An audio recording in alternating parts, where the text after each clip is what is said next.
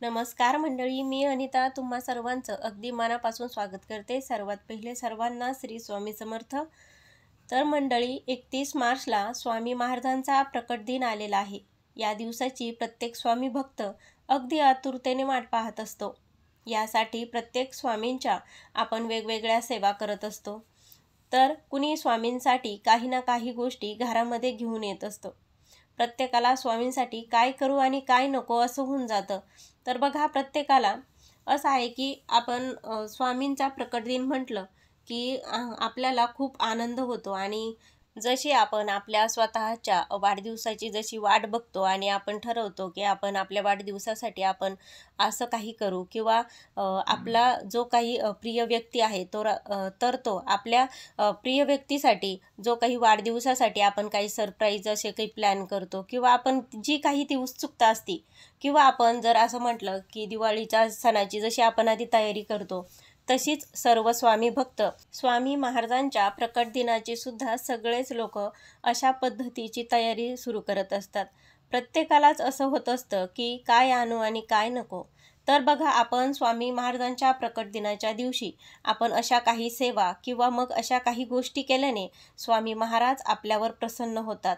तर बघा, किंवा आपण अशा काही गोष्टी आपण घरात आणल्याने सुद्धा स्वामी महाराजांची कृपा सदैव आपल्यावर राहते. तर बघा, प्रत्येक गोष्ट ही आणायलाच हवी असं नाही. तर बघा, प्रत्येकांची परिस्थिती वेगवेगळी असते. जशी आपली परिस्थिती आहे त्याप्रमाणे आपण स्वामी महाराजांच्या प्रकट दिनाच्या दिवशी काही वस्तू घरात आणा किंवा जर तुम्हाला अजिबात काही गोष्टींसाठी जर वेळ मिळत नसेल तर म्हणजेच थोडक्यात सांगायचं झालं तर स्वामी महाराजांची जी काही आपण स्वामी चरित्र सारामृताची जी काही पारायणं करत असाल किंवा तुम्हाला वेळेअभावी वेळ मिळत नसेल स्वामी महाराजांचं काही प्रकट दिनाची आपण सेवा करण्यासाठी, तर बघा, तर आपण सांसारिक माणसं आहोत. महाराज आपल्याला समजून घेतात. आपण त्यांची अगदी फक्त नामजप जरी केला तरीसुद्धा महाराजांपर्यंत ती सेवा पोहोचते. फक्त आपण सेवा किती मनापासून करतो याला महत्त्व असतं. तर बघा, आपण प्रत्येकाने आपापल्या परिस्थितीनुसार किंवा वेळेनुसार काही गोष्टी आपण आपल्या घरामध्ये आणाव्यात. जर तुम्हाला वेळ नसेल जास्तीत जास्त सेवा करण्यासाठी तर मी तर तुम्हाला सजेस्ट करेन की फक्त तुम्ही स्वामींचा नामजप, अखंड असा नामजप तुम्ही चालू ठेवा. तीसुद्धा अतिशय प्रभावी अशी सेवा असते. आणि जर तुम्हाला वेळात वेळ काढून जर वेळ मिळालाच तर स्वामींची तुम्ही सेवा करू शकता. त्यामध्ये बघा, तुम्ही तारक मंत्राचं पठण करू शकता, स्वामी चरित्र सारामृताची पारायणं करू शकता.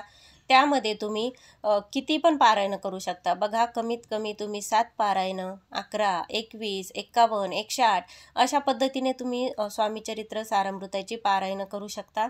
तर बघा, किंवा तुम्ही स्वामींना ज्या काही वस्तू प्रिय आहेत, जे काही नैवेद्य प्रिय आहेत, तर ते असे आपण स्वामी महाराजांच्या प्रकट दिनाच्या दिवशी आपण नैवेद्यसुद्धा त्यांच्यासाठी बनवू शकतो किंवा त्यांना आवडणाऱ्या काही वस्तू आपल्या घरामध्ये आणून ठेवू शकतो.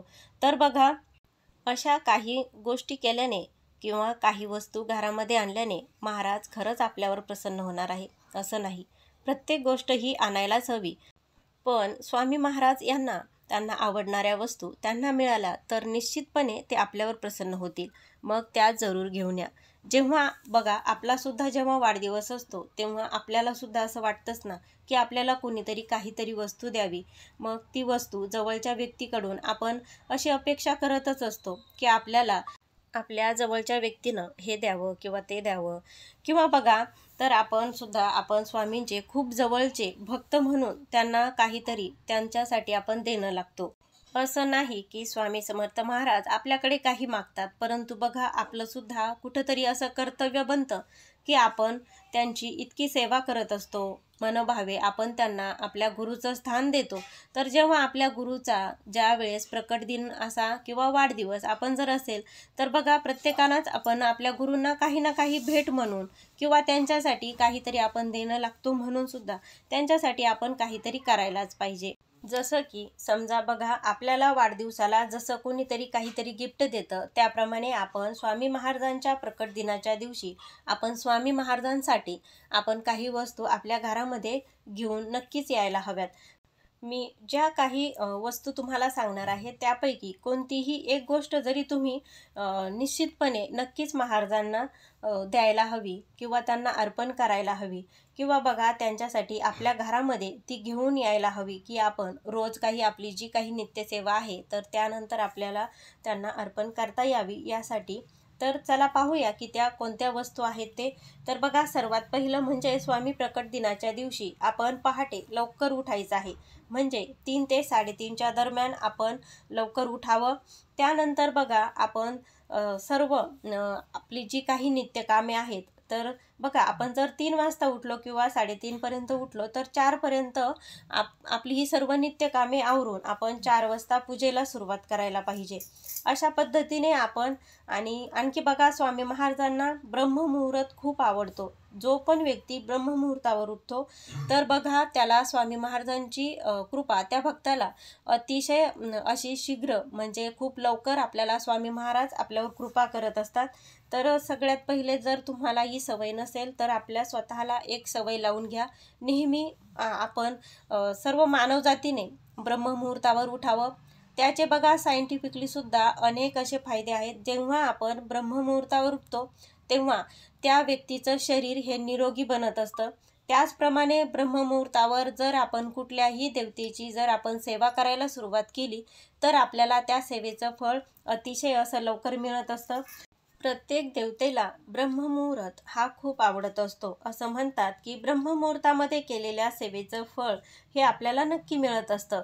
यामुळे स्वामी प्रकट दिनाच्या दिवशी तुम्ही प्रत्येक स्वामी भक्ताने सकाळी लवकर उठून सकाळी 4 वाजता तरी सेवेला सुरुवात करायची आहे. त्यामध्ये सगळ्यात पहिलं म्हणजे तर तुम्ही काय कराल तर बघा, सगळ्यात पहिले तुम्ही स्वामी महाराजांना सर्वात प्रिय असणारी सेवा म्हणजे स्वामी महाराजांचा आपल्याला 11 माळेचा जप करायचा आहे.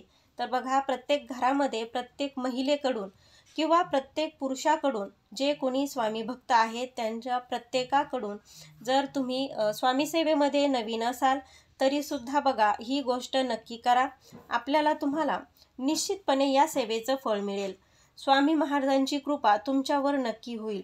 तुम्ही कुठलीही गोष्ट न मागताही तुम्हाला असं स्वामी महाराज हे तुम्हाला भरभरून देतील. तर बघा, जेव्हा कधी पण आपण जर आपल्याला खूप काही दुःख असेल, संकट असेल तर आपण देवासमोर बसतो. एखादी इच्छा असेल तरीसुद्धा आपण देवासमोर बसून ती आपली इच्छा आपण व्यक्त करत असतो आणि ती इच्छा पूर्ण व्हावी म्हणून आपण प्रयत्न करत असतो.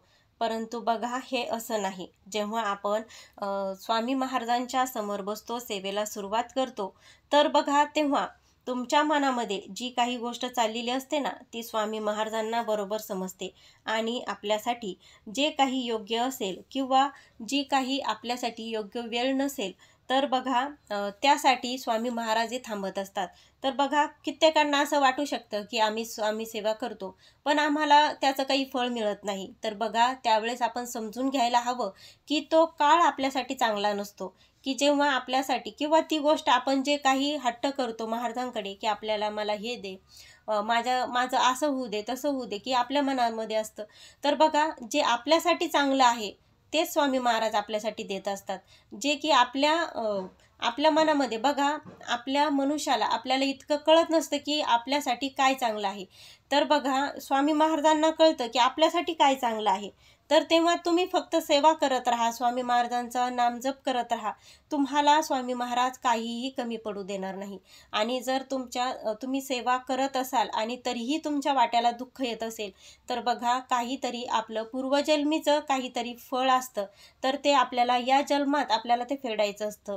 म्हणून स्वामी महाराज हे सृष्टीच्या जो काही कालचक्र आहे, जे काही आपला पाप पुण्याचा घडा आहे तर त्यामध्ये खूप अशी ढवळाढवळ करत नसतात. जे काही आपल्या कर्माची फळं आहेत तर ती आपल्याला इथे भोगायचीच आहे. पण ती फळं भोगताना तो जो काही त्रास आहे तर तो कमी व्हावा. आपल्याला चांगल्या गुरूंच्या संगतीमध्ये आपण जर स्वामी महाराजांची जी काही सेवा करणार आहोत, किमान यानंतर जरी जो काही येणारा काळ आहे, दुःख आहे, संकट आहे तर तो थोडासा तरी कमी होतो. तर बघा, जर तुम्ही निस्सीम असे स्वामी भक्त असाल तर मला काय म्हणायचं आहे हे तुम्हाला लक्षात आलंच असेल. तर फक्त तुम्ही स्वामी महाराजांचा नामजप सोडू नका, त्यांची सेवा करत राहा. येणाऱ्या संकटाला स्वतः स्वामी आपल्याला इतकी शक्ती देतील की आपण त्या येणाऱ्या संकटांचा सामना करू शकू। तर बघा, चला असो मी तुम्हाला आता पुन्हा सांगत होते की आपल्याला स्वामी महाराजांच्या प्रकट दिनाच्या दिवशी पहाटे लवकर उठून आपल्याला स्वामी महाराजांचा 11 माळी जप करायचा आहे। त्यानंतर आपण जेव्हा 4 वाजता सेवेला सुरुवात करतो, तर आपण ज्या ज्या सेवा तुम्हाला करायच्या आहेत किंवा तुम्ही करत आहात, तर त्या सेवा करायला तुम्हाला सुरुवात करायची आहे। त्यानंतर बघा, ज्या काही आपल्या सेवा आहे, आपली देवपूजा आहे, हे सर्व आपण आटोपल्यानंतर आपण स्वामी महाराजांच्या प्रकट दिनाच्या दिवशी आपण स्वामी महाराजांसाठी कोणत्या गोष्टी आणायला पाहिजेत, तर बघा, तर सगळ्यात पहिलं म्हणजे स्वामी महाराजांना हिना अत्तर अतिशय प्रिय आहे। त्यामुळे चांगल्यात चांगलं जसं तुम्हाला त्यांना अत्तर अर्पण करता येईल किंवा त्यांना देता येईल अशा परिस्थितीमध्ये जसं चांगलं मिळेल तसं तुम्ही स्वामी महाराजांना हिना अत्तर हे आणायचं आहे। तर बघा, बऱ्याच सेवेकऱ्यांकडे स्वामींचा फोटो किंवा मूर्ती आणलेली नसते। तर बघा, तुम्ही स्वामी महाराजांच्या प्रकट दिनाच्या दिवशी स्वामी महाराजांचा घरामध्ये फोटो आणू शकता। किंवा बघा, जेव्हा आपण सेवा करतो तर बघा, आपण त्या देवतेचा आपल्याकडे एकतरी फोटो असायला हवा किंवा मूर्ती असायला हवी। जर तुम्ही स्वामी भक्त असाल किंवा तुम्हाला स्वामी भक्त होण्याची इच्छा असेल, स्वामी महाराजांना गुरुपद देण्याची इच्छा असेल, तर बघा, अशा वेळेस आपल्या घरामध्ये आपण एक स्वामी महाराजांचा फोटो किंवा मूर्ती ही असायलाच हवी। तर तुम्ही स्वामी महाराजांच्या प्रकट दिनाच्या दिवशी स्वामी महाराजांची मूर्ती आणून त्याची स्थापना आपल्या घरामध्ये करावी। किंवा बघा, तुम्ही स्वामी महाराजांची मूर्ती ही आदल्या दिवशी जरी आणून ठेवली तरीसुद्धा चालेल। तर जेणेकरून आपल्याला स्वामी महाराजांच्या प्रकट दिनादिवशी आपण पहाटे लवकर उठून त्यांची स्थापना करून त्यांची पूजा वगैरे आपण करू शकतो। तर बघा, जर तुम्ही नवीन सेवेकरी आहात, त्यासाठी सुद्धा जे तुम्ही रोज जी काही सेवा करतात त्यांनीसुद्धा हिना अत्तर महाराजांसाठी नक्की घेऊन या आणि रोज महाराजांची पूजा करताना त्यांना हिना अत्तर हे आपण नियमितपणे हे थोडं थोडं लावायचं आहे। तुम्ही ही गोष्ट प्रकट दिनाच्या अगोदरसुद्धा तुम्ही आणून ठेवू शकता। जेव्हा पण तुम्हाला वेळ मिळेल त्यावेळेस तुम्ही ह्या गोष्टी नक्कीच घेऊन ठेवा। त्यानंतर दुसरी गोष्ट म्हणजे, जर तुमच्या घरामध्ये रुद्राक्षाची माळ नसेल तर बघा, स्वामी महाराजांच्या प्रकट दिनाच्या आधी तुम्ही रुद्राक्षाची माळ आपल्या घरी जरूर घेऊन या। कारण बघा, महाराजांना रुद्राक्षाची माळ अतिशय प्रिय आहे। त्या माळेवरती केलेला नामाचा जप हा सिद्ध होत असतो। त्यामुळे बघा, तुम्हाला जर तुमच्या घरामध्ये रुद्राक्षाची माळ तुम्ही आजपर्यंत आणलेली नसेल, अजून आणलेली नसेल, तर बघा, तुम्हाला शक्य असेल तर ती सुद्धा नक्की घेऊन या। त्यानंतर बघा, महाराजांना पिवळ्या रंगाच्या चाफ्याची फुलं अतिशय प्रिय आहेत। तर आपण स्वामी महाराजांच्या प्रकट दिनादिवशी आपण त्यांची सेवा करण्यासाठी किंवा त्यांची पूजा करण्यासाठी आपण पिवळ्या रंगाची फुले जरूर आपल्या घरामध्ये जरूर घेऊन या। जर तुम्हाला पिवळ्या रंगाच्या पिवळ्या चाफ्याची जर फुलं मिळाली तर निश्चितच घेऊन या। पण काही कारणास्तव जर तुम्हाला पिवळ्या चाफ्याची फुलं मिळाली नाहीत तर किमान पिवळ्या रंगाची फुले महाराजांना जरूर अर्पण करा। ती सुद्धा एक प्रकारची महाराजांसाठी सेवाच आहे। तर बघा, पिवळ्या रंगाची तुम्हाला झेंडूची फुलंसुद्धा मिळू शकतात किंवा इतर कुठलीही तुम्ही पिवळ्या रंगाची फुलं आणून स्वामी महाराजांना अर्पण करायची आहे। तर बघा, त्यानंतर महाराजांसाठी तुम्ही एखादा फेटा आणू शकता किंवा त्यांच्यासाठी कपडे सुद्धा तुम्ही आजकाल बघा, बाजारात अनेक प्रकारचे छोटी छोटी देवांसाठी कपडे मिळतात, तर ती सुद्धा आपण नक्की आणू शकता। आपण स्वामी महाराजांना सजवण्यासाठी त्यांना फेटा, कपडे, काही दागिने अशा ज्या पण काही गोष्टी तुम्हाला शक्य होतील तर त्या महाराजांसाठी तुम्ही नक्की घेऊन यायच्या आहेत। तर बघा, त्यानंतर आपल्याला सर्वात महत्त्वाची गोष्ट म्हणजे आपल्याला चंदन आणायचं आहे। तर बघा, स्वामी महाराजांना चंदनाचा टिळा अतिशय प्रिय आहे, त्यांना खूप तो आवडतो। त्याचबरोबर त्यांच्या अंगाला, छातीला, पायाला, पोटाला आणि गळ्याला आपण स्वामी महाराजांच्या बघा असं चंदन लावत असतो। तर चंदन हे त्यांना अतिशय असं प्रिय आहे। त्यामुळे चंदनसुद्धा तुम्ही या दिवशी म्हणजे स्वामी महाराजांच्या प्रकट दिनाच्या दिवशी किंवा त्याच्या आदल्या दिवशी गुढीपाडवा आहे तर बघा, अशा शुभ मुहूर्तावर तुम्ही ह्या काही गोष्टी नक्की आपल्या घरामध्ये घेऊन यायचं आहे. त्यानंतर बघा, जर तुम्हाला शक्य झालं तर महाराजांसाठी तुम्ही पुढची गोष्ट आणायची आहे, तर ती म्हणजे मोरपीस. तर बघा, आपल्या सर्वांच्या घरामध्ये मोरपीस हा असायलाच हवा. तर बघा, घरामध्ये मोरपीस ठेवणं अतिशय शुभ मानलं जातं. तर बघा, तुमच्या घरामध्ये कुणी पण असं जर घरामध्ये येऊन गेलं, तुम्ही आता देवपूजा केलेली आहे, स्वामी महाराजांना सजवलेलं आहे आणि तुमचं घर पण अगदी तुम्ही नीटनेटकं आणि स्वच्छ ठेवलेलं आहे. तर बघा, अशा वेळेस काय होतं, जर त्यांनी आपलं देवघर बघितलं, स्वामी महाराजांना बघितलं, तर बघा, त्यांना दृष्ट लागते. किंवा आपल्या घराची पण जर कुणी सारखी खूपच तारीफ केली, तारीफ केलेली खूप चांगली असते, पण बघा, कुणी पण जर आपल्याला चांगलं म्हणणारं, प्रत्येकजण आपलं चांगलंच व्हावं असा विचार ठेवत नसतं. वरवर चांगलं बोलायचं आणि मनामध्ये आपल्याविषयी वाईट हे चिंतत असतं. तर अशा वेळेस बघा, आपल्या घराला सुद्धा दृष्ट लागते, आपल्या देवघराला म्हणजे स्वामी महाराजांना सुद्धा दृष्ट लागते. तर तुम्ही त्या मोरपिसाने आपण महाराजांची दृष्टसुद्धा काढू शकता. तर त्यासाठी मोरपीस हे नक्की आणा. आणि आपले जेव्हा पण तुम्ही घरामध्ये मोरपीस आणता, तर ते आणल्यानंतर आपल्या देवघरामध्ये आपल्याला आग्नेय कोपऱ्याला ते ठेवायचे असतात. तर ही एक गोष्ट तुम्ही नक्की लक्षात ठेवा. त्यानंतर आपल्याला पुढची गोष्ट म्हणजे आपल्याला महाराजांना बेसनाचे लाडू अतिशय प्रिय आहेत. तर बघा, तुम्ही आता खूप स्वामी भक्तांचे पारायण चालू असतील, काही तुम्ही संकल्प करून काही सेवा करायला सुरुवात केलेली असेल, तर तुम्ही स्वामी महाराजांच्या प्रकट दिनाच्या दिवशी किंवा म्हणजे त्याचं पारायण असेल किंवा स्वामी महाराजांना आवडतात म्हणून स्वामींसाठी अतिशय त्यांच्यासाठी प्रिय असणारा नैवेद्य म्हणून तुम्ही या दिवशी बेसनाचे लाडू नक्की बनवा. बघा, बेसनाचे लाडू हे स्वामी महाराजांना अतिशय असे प्रिय आहे. त्यामुळे स्वामी महाराजांचा प्रकट दिन हा अतिशय असा विशेष आहे, खास आहे, महत्त्वाचा आहे. त्यासाठी आपण सर्व स्वामी भक्तांनी त्यांच्यासाठी बेसनाचे लाडू जरूर बनवा. पण जर तुम्हाला शक्य नसेल तर बघा, तुम्ही अगदी विकत जरी आणले तरीसुद्धा चालेल किंवा तुमच्या घरात जे काही बनेल, भाजी पोळीचा जरी तुम्ही नैवेद्य दाखवला तरीसुद्धा चालेल. पण महाराजांना प्रिय आहेत म्हणून तुम्हाला जर शक्य असेल तर बेसनाचे लाडू तुम्ही जरूर बनवा. किंवा बघा, तुम्ही त्या दिवशी महाराजांना पुरणपोळीचा नैवेद्यसुद्धा दाखवू शकता. जर तुम्हाला बेसनाचे लाडू बनवायला वेळ नाही मिळाला, तर तुम्ही या दिवशी पुरणाचा स्वयंपाक करा.